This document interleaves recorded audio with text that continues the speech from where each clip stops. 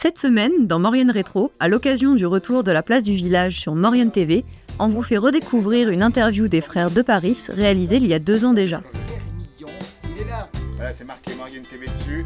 Et c'est un outil technologique de plus en plus aujourd'hui sophistiqué, ces caméras.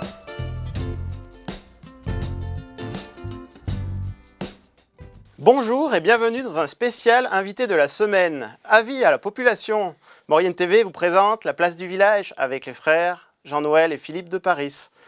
Jean-Noël et Philippe, bonjour. Bonjour Cédric. Bonjour Cédric. Comment allez-vous? On est très heureux Ouais. d'être Ouais. ici à Saint-Jean-de-Maurienne, très heureux d'être avec l'équipe de Maurienne TV parce que on voit l'enthousiasme, on voit l'envie que vous avez de faire rayonner vos territoires. Jean-Noël, ça nous plaît bien ça. Ah oui, c'est une place du village, hein. À vous tout seul, hein, c'est sûr. À Saint-Jean-de-Maurienne aujourd'hui. À Saint-Jean. Alors, une petite question quand même. La place du village, ça existe depuis 1994. Oui, C'est pas nouveau. Oui, c'est pas nouveau. On a fait quand même pas mal d'émissions, 5000 en tout, et en Maurienne beaucoup également.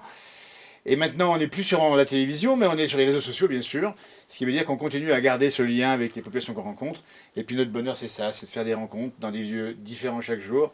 Là, c'est la Maurienne, avec des figures, des visages, et puis une histoire de Maurienne TV, Philippe. Alors, la place du village, c'est une émission qui perdure. Quelle est la recette du succès tant d'années après? Alors la recette est toute simple, c'est la rencontre avec des gens ordinaires, on va dire, c'est des gens que l'on croise. C'est ce que vous faites vous d'ailleurs à Maurienne TV, c'est pour ça que ça plaît aujourd'hui, c'est des choses toutes simples.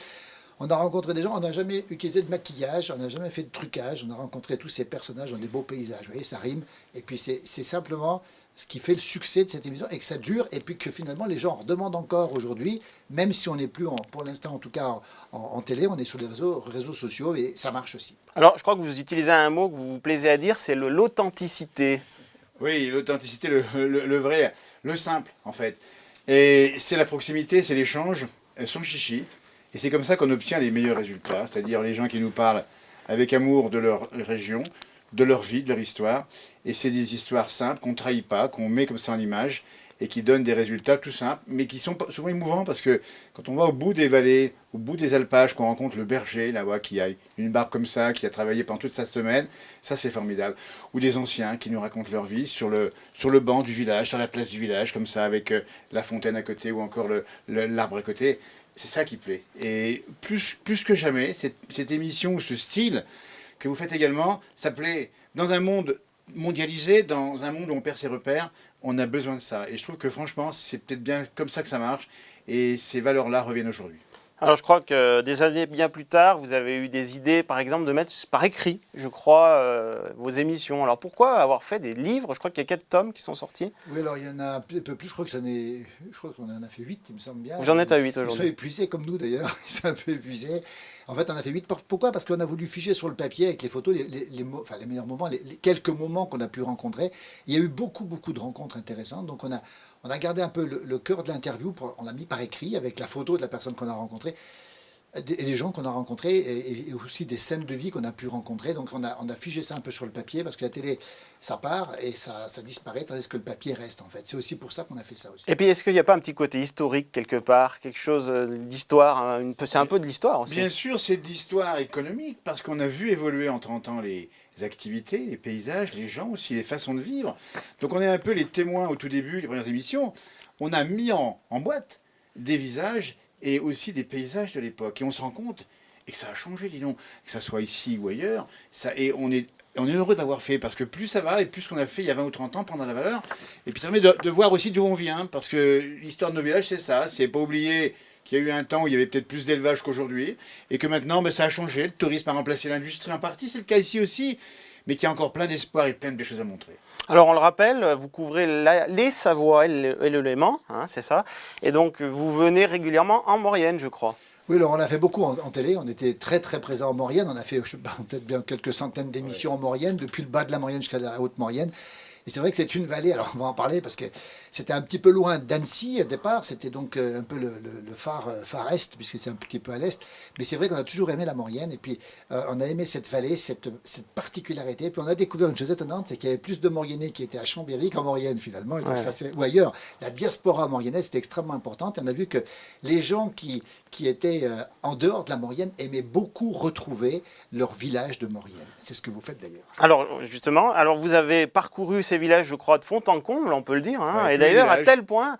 tel point qu'un certain 8 janvier 2003, figurez-vous, eh ben, j'ai participé à une de vos émissions et voici en fait sur cette tablette ce reportage qu'on avait fait ensemble où c'était moi l'interviewé. Et voilà. Alors ça, c'était 2003. en 2003. Oh, il faisait froid, je crois que c'était Oui, l'hiver, c'était c'est ça, en janvier. Cédric, hein.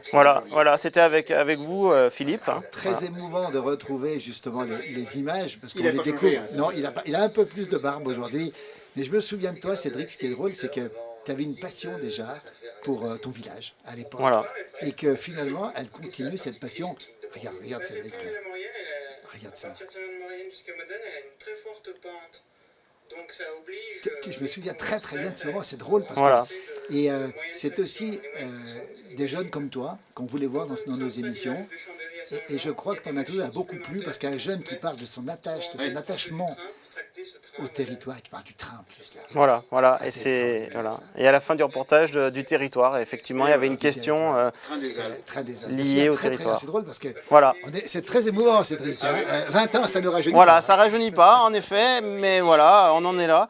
Et vous continuez, alors justement, sur les réseaux sociaux, c'est ça? On peut rappeler, Oui. aujourd'hui, vous avez de très nombreux abonnés. D'ailleurs, je crois qu'il faut lancer un appel aux gens qui consultent Facebook. Abonnez-vous à la page de la place du Oui, village. mais c'est gentil, merci. On a 560 000 abonnés aujourd'hui.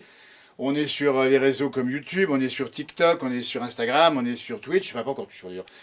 L'idée, c'est quoi? C'est après la télévision, c'est de continuer à se contacter avec les gens. Et puis c'est tellement sympa, des petits appareils comme ça, un smartphone aujourd'hui. On discute avec les gens, ils se voient en direct parce qu'on fait des directs, et indifférés s'ils le veulent, et on monte des images qui sont à peu près les mêmes qu'en télévision. On voit les beaux paysages, on voit les gens, on fait des rencontres, on garde le même esprit avec une caméra bien moins lourde aussi, et puis on n'a plus besoin d'avoir d'opérateur finalement. On fait ça tout seul comme des grands. Hein. Et puis on précise aussi qu'il y a beaucoup de gens qui nous envoient des images. En fait, chaque personne aujourd'hui est capable de faire des images, pas forcément d'une avalanche qui tombe, mais ça peut être des vaches, ça peut être des moutons, des scènes de vie, des transhumances. Des scènes de vie de la région. De la région. Et à ce moment-là, on nous les envoie et on les diffuse sur nos réseaux. Donc c'est surtout une collaboration avec tous ceux qui sont abonnés sur nos pages et qui nous aident. Parce qu'en fait, sans les gens, on ne fait pas grand-chose en fait. Et puis j'ai remarqué que donc, dans vos vidéos, il y a quelques célébrités. Hein. Il y a des gens qui ont fait date. Hein. Je crois Oui, qu'il alors y il y avait a eu des personnages qui sont devenus un peu des stars locales. Oui, alors on a eu des vidéos qui ont fait plusieurs millions de vues, évidemment, avec notamment quand on parle de l'agneau, Cédric. Figurez-vous Ah oui. que c'est un attachement au territoire. Ça Et là, marche on a vu des bouilleurs ambulants, on a vu aussi des agriculteurs avec des figures pas possibles, qui ont été repris aussi par le national. Et ce qui est très curieux, c'est que les gens de la ville, finalement, aiment la place du village. Peut-être que ça leur rappelle quelque chose de leur enfance aussi. Et puis, on a tous, au fond de nous-mêmes, quelque chose de la campagne. Et c'est peut-être ça qui plaît aussi, c'est peut-être le secret de la réussite, si j'ose dire. De cette émission. Et est-ce que vous avez tous les deux en tête un souvenir en Maurienne, tiens, particulièrement, quelque chose qui vous a marqué, des amis, des gens qui... Si vous avez... Je me rappelle surtout des lacets de Montvernier. La première fois qu'on a fait, ça fait très longtemps déjà. On s'est dit, mais c'est quoi cette route? Où c'est que ça va? C'est incroyable. Ces lacets qui sont pas loin d'ici d'ailleurs. Je me rappelle d'un tournage aussi à Valloire. C'était à l'automne. Il n'y avait pas l'autoroute encore. On avait mis des heures sous la pluie à monter à Valloire-Valménier. On avait fait des rencontres. Alors ça nous paraissait loin à l'époque, évidemment. Il n'y a pas l'autoroute depuis Annecy. Mais c'est des stations qui sont devenues aujourd'hui mondialement connues. Et puis, je me rappelle encore de la grand-mère de Jean-Baptiste Grange que j'ai rencontrée, la Josette, qui est formidable, qui me parlait de son jardin. Mais au fond, finalement, chaque individu, chaque personne nous a marqué parce que c'est un endroit précis, c'est un moment précis. Et c'est ça la richesse de notre émission, finalement. Pour nous, ces rencontres qu'on a faites, on parlait de toi au début de l'émission, et on les garde en souvenir, on les a en bobine, on les a en papier, on en parle par le livre, mais on les a ici. On dit dans l'esprit. Il y a tellement que... Voilà. Mais on a de bons souvenirs. Et puis Bonneval-sur-Arc, pas Bonneval-sur-Arc. Oui, Bonneval, on dit que c'est le plus beau village des Alpes du Nord, on le confirme. Et puis il n'y a pas que Bonneval-sur-Arc, il y a aussi l'attachement de ceux qui sont à l'extérieur. Puis il y a une célébrité que vous connaissez bien, c'est Laurent Gérard ici.